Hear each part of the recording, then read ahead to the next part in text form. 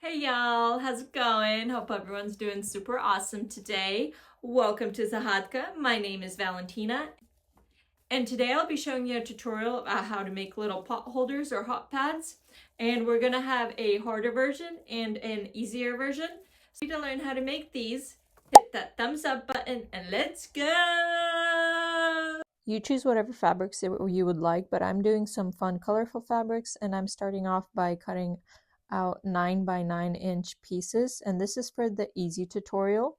And I cut the outer layer 9 by 9 and then a cotton layer of interfacing and then a layer of the Insul Bright for the heat pad.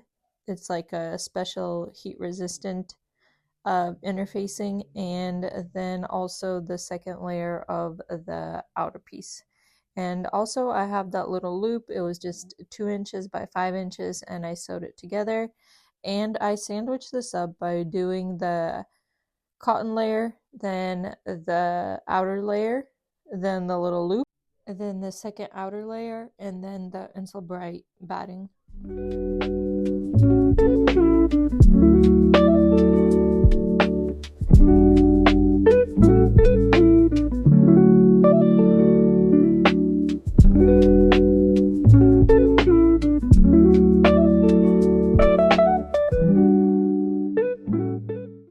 I clip that all together, and then I sew all around besides leaving a 1.5 to 2 inch gap. So all around besides that little gap, you sew. That gap will be for turning our project right side out. Once sewn all around, you'll cut off that little axis for the tab, and then the corners you'll cut diagonally so they poke out well and don't have the bunched up fabric. And you proceed to turn your fabric right side out. And I do this just by grabbing one of the corners and then pulling on it and just taking it all out and making sure to poke out all the corners as good as I can without ripping them, that is, of course.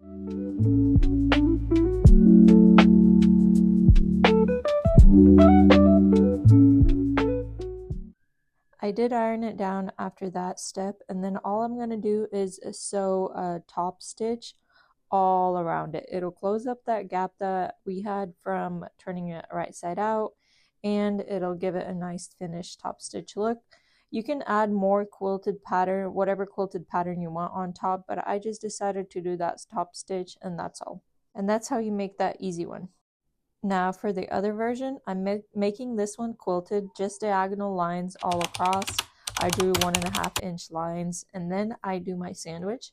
I do my outer piece laying down, then my Insul Bright, then the cotton layer, and then the second outer piece, and I clip that all together.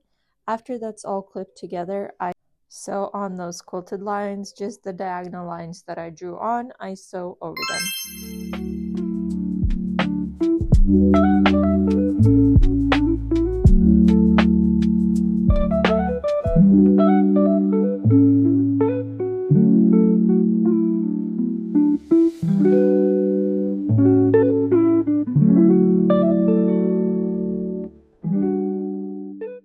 So what makes this version harder for me is the binding, and what I did is cut a 2.5 inch wide piece of fabric, and I just did whatever length, and I'm measuring it now, and then I'll cut it to whatever length I need.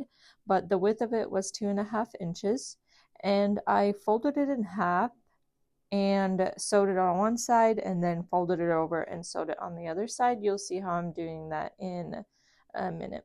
I start off by lining it up with the corner and then just sewing about 1/4 of an inch all the way down, leaving 1/4 of an inch. And then I'm going to slow down on the corners because that's the hardest part for me. So you fold it up diagonally and then bring it down and sew it down like that, 1/4 of an inch away from the edge again, and you do the same thing for all corners.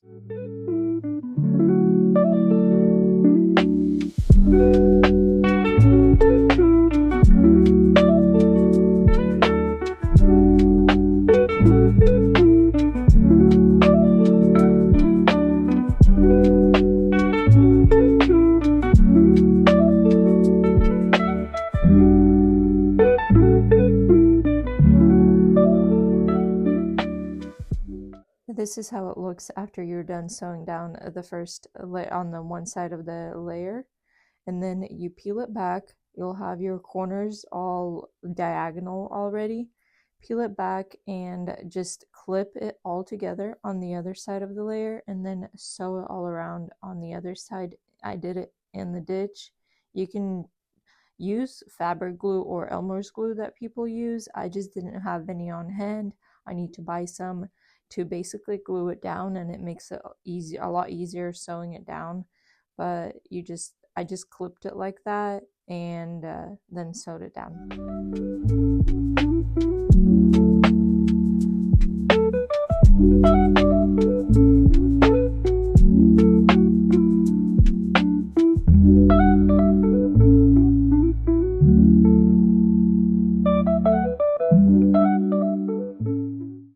And I do apologize for my poor recording skills. I'll just leave a tiny clip, but this is me sewing it down on the other side. Then for that little loop, you'll just sew down the edge, cut it off, and then sew it again onto, you make a loop and sew it onto the hot pad. And that's it. Basically, you make 2 little lines and the loop is all sewed on, and you're done with your second one. Now you should have 2 beautiful pot holders, or one, whichever version you decided to do. Let me know down below. But if you did enjoy this tutorial, please consider liking, subscribing, commenting, sharing, and all that good stuff. And I do want to say a big thank you for watching this video and letting me be a part of your day. And I hope to see you again next time. Bye!